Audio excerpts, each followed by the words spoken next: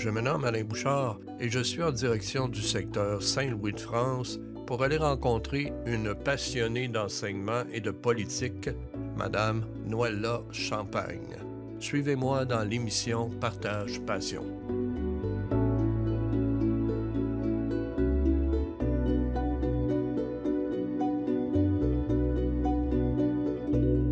Mon nom, c'est Noëlla Champagne, ancienne députée du comté de Champlain. Maintenant, je dirais retraitée occupée. Je viens de Saint-Tite, originairement de Saint-Tite. J'ai habité 21 ans à Saint-Tite. Le plus longue partie de ma vie, à partir de l'âge de 2 ans, sur la rue Saint-Gabriel. Dans le temps, c'était 99 rue Saint-Gabriel. J'ai fait toute mon enfance là. Je suis la quatrième d'une famille de 4 enfants. J'avais une grande sœur quand je suis née qui avait déjà presque 8 ans, Thérèse, qui malheureusement est décédée. Ensuite, il y a eu mon frère, Jean-Claude, qui est malheureusement décédé lui aussi. Il avait 3 ans plus jeune que ma sœur. Ensuite, il y a eu ma petite sœur Colette, avec qui j'étais le plus près. Elle a 2 ans de plus que moi. Et moi-même, qui est née en 44, le 25 décembre 44. Alors, c'est une famille comme les familles du temps.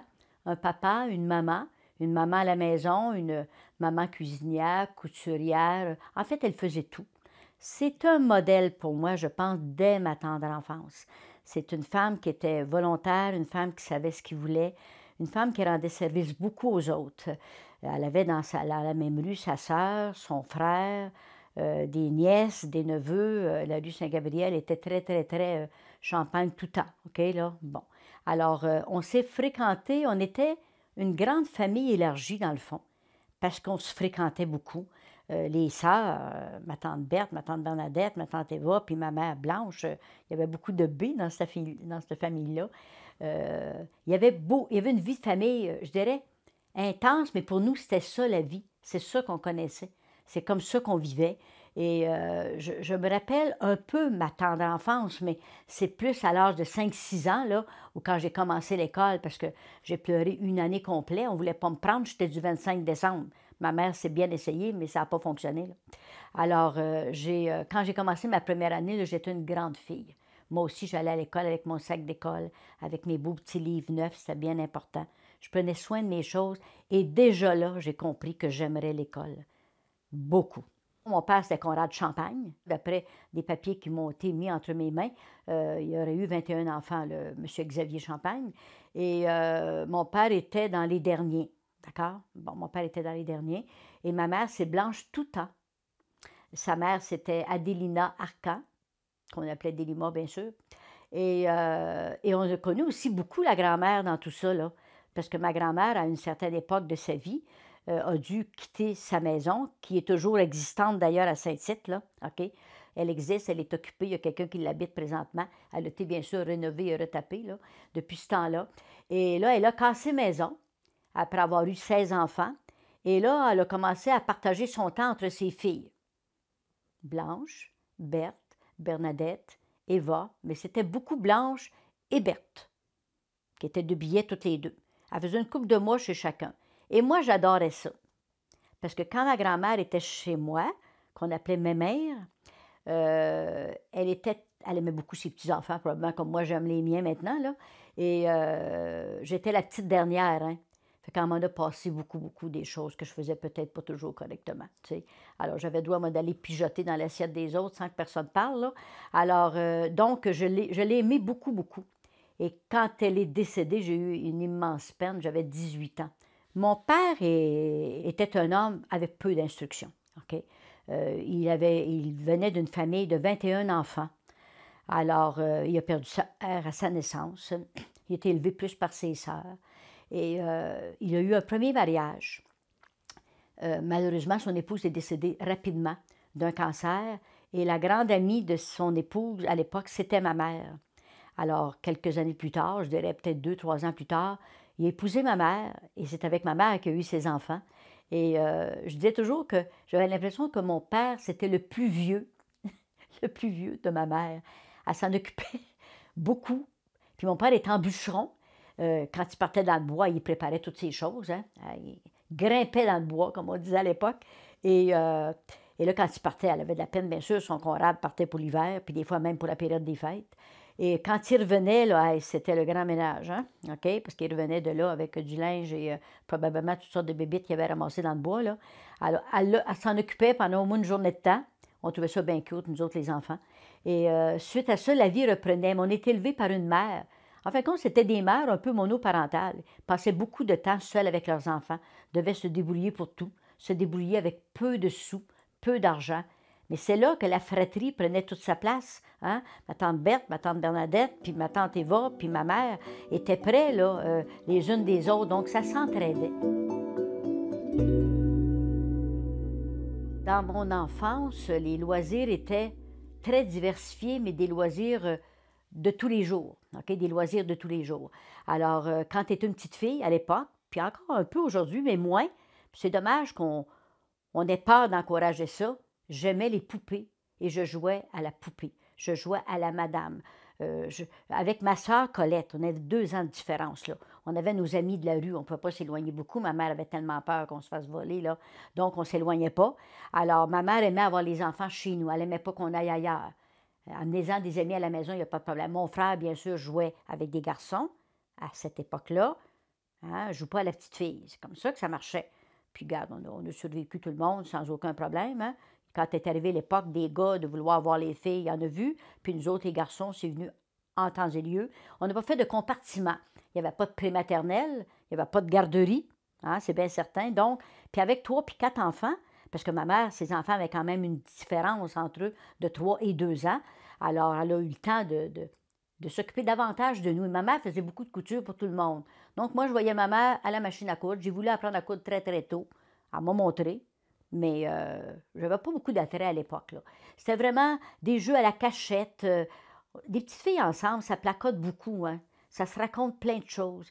On avait un 2e étage chez nous, donc nous autres, notre lieu de secret, c'était dans nos chambres en haut. Puis ma mère nous donnait beaucoup, beaucoup de liberté dans la façon de jouer dans nos chambres. C'était pas touche pas à ci, touche pas à ça. C'était des maisons très ouvertes. Et ma mère aimait les enfants. Elle aimait les enfants et ça paraissait. Donc, il n'y avait jamais trop de monde dans la maison. Ma mère me racontait, il faut le dire, que quand les 3 ont été à l'école, les 3 plus vieux, que moi, je me suis retrouvée à la maison, j'ai commencé déjà à vouloir écrire, là. Pour moi, c'était pas normal. Tout le monde allait à l'école et moi, j'étais là, à la maison, puis je n'allais pas à l'école. Je n'avais pas nécessairement de petites amies de mon âge non plus à ce moment-là. Alors, j'ai eu le désir d'apprendre, d'aller à l'école et tout, là. Mais c'est vrai que j'étais folle des poupées. Dans le temps, il y avait le magasin Bordelot, l'épicier Bordelot. Il y avait aussi, dans le temps des fêtes, des jouets, dont des poupées. Je te jure, j'allais tous les jours. Puis à un bon moment donné, la fameuse poupée que je voulais était plus là. La peine que j'ai eue, c'est pas possible. C'est parce qu'elle était chez nous, mais moi, je ne le savais pas. Ma mère qui n'avait pas d'argent, là, OK? On n'avait pas de sous à l'époque, là. Assez pour vivre. Il se débrouillait avec ce qu'il était capable de faire. Puis elle ne nous en parlait pas. On a su ça après, là. Alors, elle est allée avec économie chercher ma fameuse poupée. Et quand je l'ai découverte le jour de Noël, là, ça a été l'euphorie de ma vie. Puis je l'ai tellement lavée que les bras y ont tombé, OK? Alors, je te l'ai lavée, cette poupée-là, je te le dis, là. Bon. Alors, ça a été une enfance d'enfant.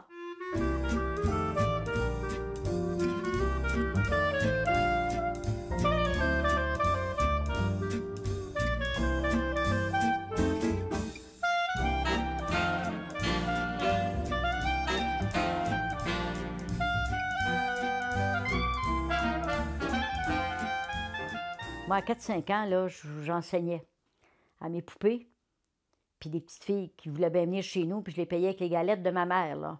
OK? Ils venaient, bien sûr, j'avais des élèves. Il y avait la chaudière de galettes qui était là.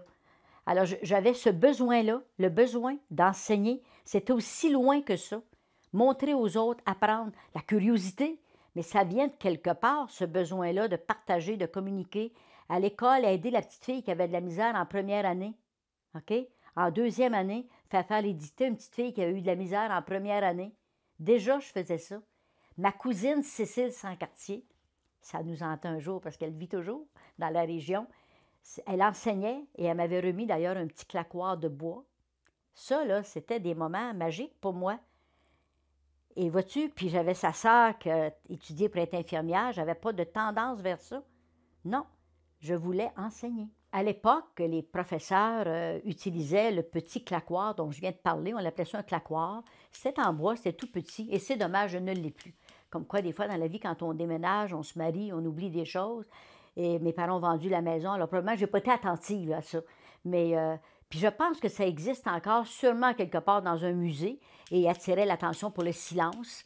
Et ça me donnait tellement, je me sentais avec une espèce de petit pouvoir quand j'avais ça dans les mains, là.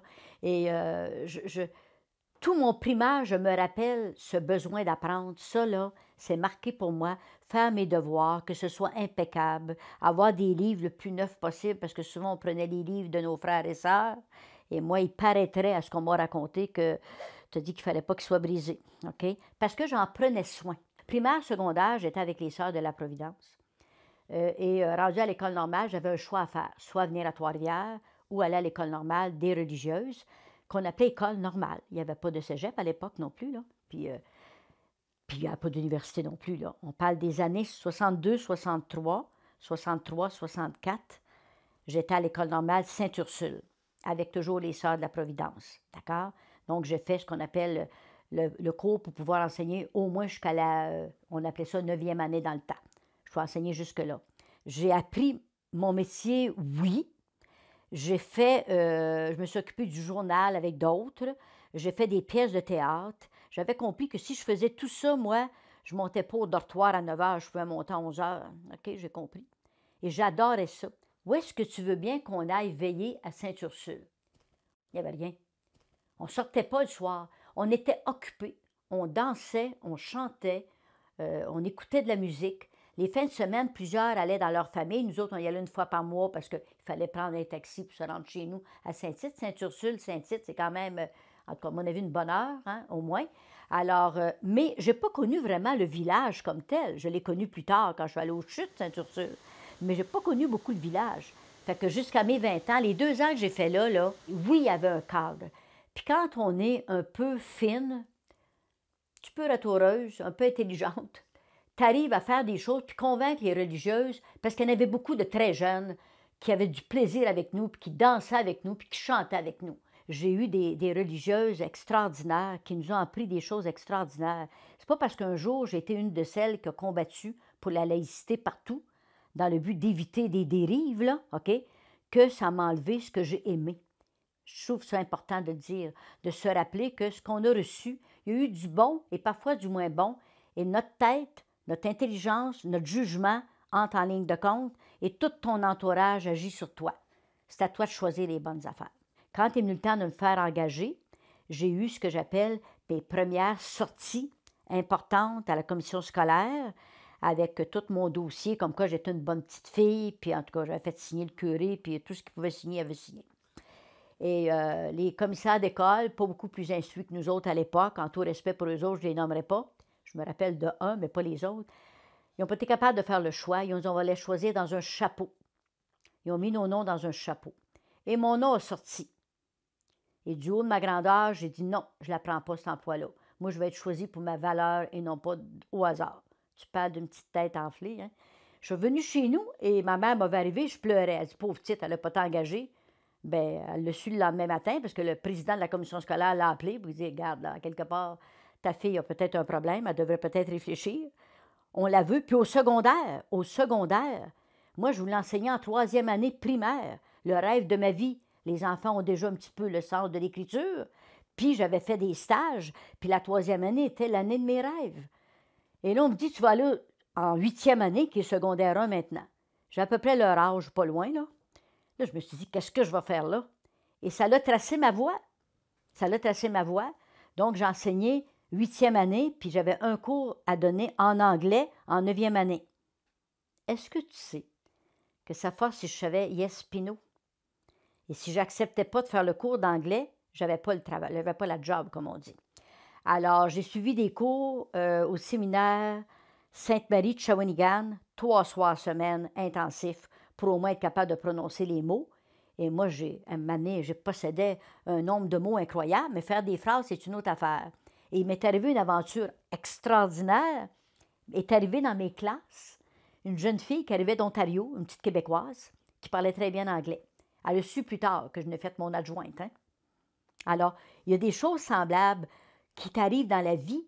Et quand je suis arrivée devant mes élèves, entourée justement par une religieuse dont j'ai échappé le nom, qui était elle-même d'origine anglophone, elle venait de grand-mère, il y avait beaucoup d'usines anglophones, elle parlait un excellent français, mais elle était parfaitement bilingue, elle préparait les cours avec moi. Elle était tellement petite, elle me faisait penser à ma grand-mère. On préparait les cours ensemble, le plaisir que j'ai eu à les côtoyer. Il y a eu beaucoup de respect face aux deux petites laïques, mais il y a eu aussi un peu de méfiance. Un peu de méfiance. Parce qu'on s'est rendu compte que dans nos classes, il y avait des intercoms et de temps en temps, sœur Monique Thérèse, qui est décédée maintenant, elle nous écoutait un peu pendant qu'on enseignait. Alors, les élèves m'avertissaient d'ailleurs, parce que les élèves, eux autres, trouvaient ça extraordinaire de voir arriver deux laïcs au secondaire.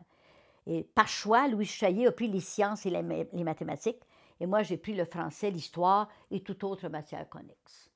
Donc, je faisais 2 années en 8e, puis une en 9e année pour l'anglais. Et quand je suis revenue à Saint-Tite enseigner dans mon petit village, avec toute la sécurité de retourner dans ma maison d'enfance, j'étais chez nous, je partais le matin, moi, mon déjeuner était fait, puis le midi, mon dîner était prêt, puis le soir aussi.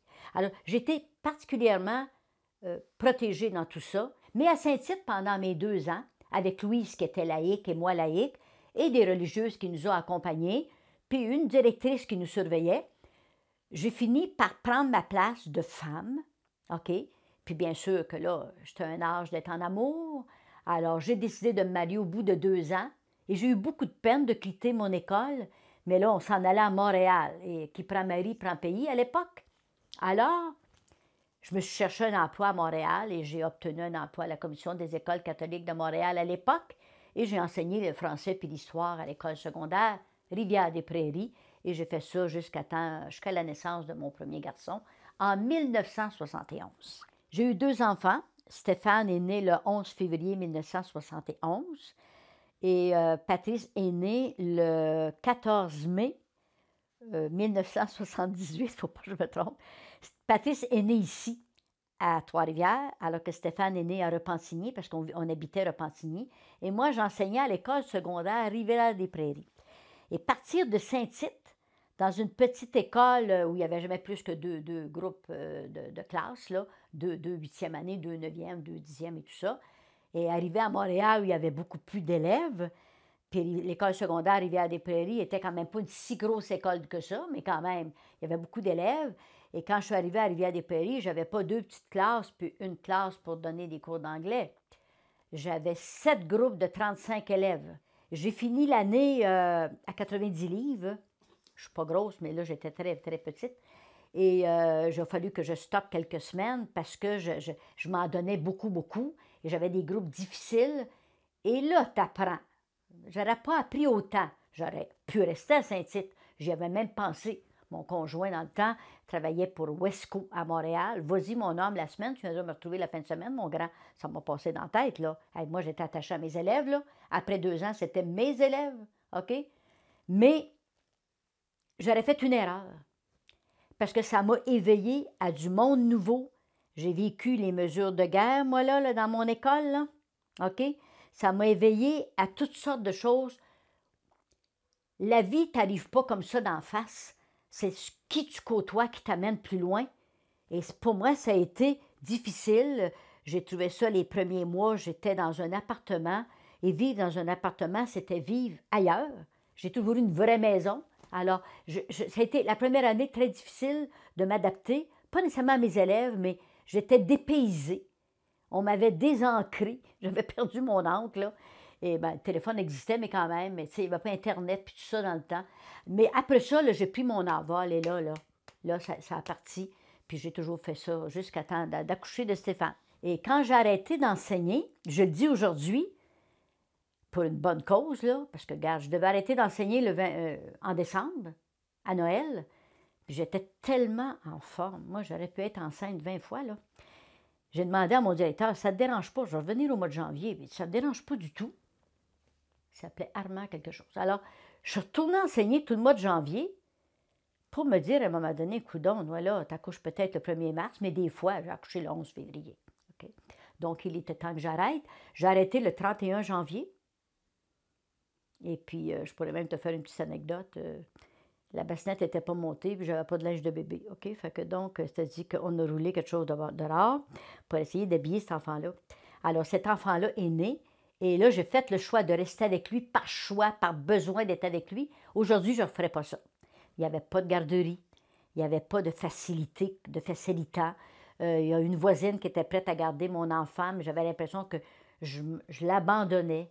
Tu sais, l'esprit là, que j'ai eu dans mon enfance, que la maman, elle élève son enfant, ça te marque, ça. Hein? Puis tu fais bien Noël-là, puis tu vas t'occuper de ton enfant. Tu es habitué toute la journée de voir dans ta semaine 35 élèves puis par classe. Tu as 7 groupes, ça bouge tout le temps. Puis là, tu as un petit enfant qui dort le matin, qui dort l'après-midi. Il y a eu des grands moments de pas terreur, mais pas loin. Fait que j'ai été suivre toutes sortes de cours pour m'occuper. Et là, on est arrivé à Trois-Rivières. Après ça, on est déménagé ici. Stéphane avait 6 ans.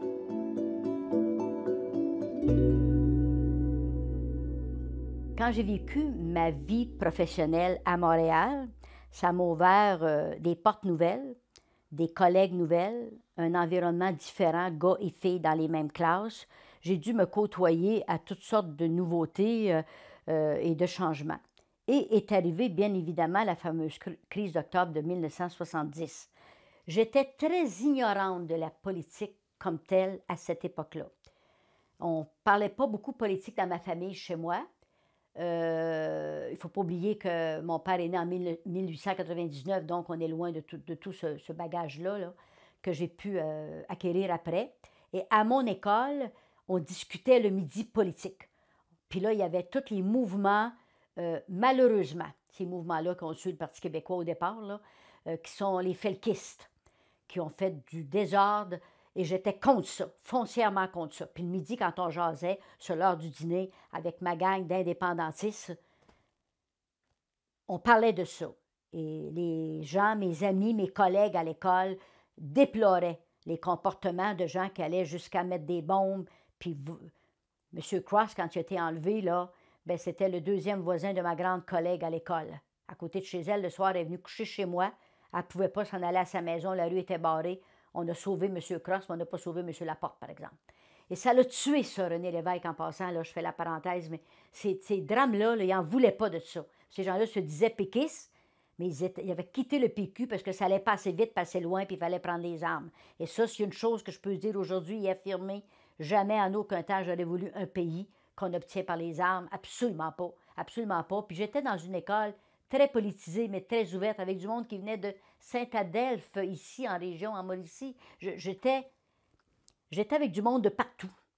Et entre autres, André Pelletier, qui était notre chef d'équipe en histoire, était féru d'histoire. Puis on parlait de toutes sortes de choses, là, et ça éveillait mon esprit critique. C'est ça que ça faisait. Alors, est arrivé, bien évidemment, tous ces enlèvements-là et la loi sur les mesures de guerre. Et dans notre cours d'école, petite anecdote que je veux raconter, les soldats étaient là. C'était des jeunes soldats qu'on a mis là, qui étaient de Montréal, puis se demandaient peut-être qu'est-ce qu'ils foutaient là. C'était pas une gang très dangereuse. Puis là, je leur disais le matin, on me disait bonjour madame, ça va bien, oui, puis je dis regarde, si j'accouche aujourd'hui, là, je vais t'avertir. Je suis certaine qu'avec ton auto de l'armée, il m'a arrivé à l'hôpital bien vite. Tu sais, tu te dirais, c'était drôle, d'accord? Et là, bien sûr qu'il a fallu que j'arrête, moi, là, le 31 janvier, parce que si je voulais, à quelque part, mettre cet enfant-là au monde. Et suite à ça, j'ai quitté le milieu actif de l'enseignement pour m'occuper de mon bébé. Je suis restée quand même en lien avec ma gang et je suis restée en lien avec l'intérêt politique. Je suis restée en lien avec l'intérêt de ce qui s'en venait.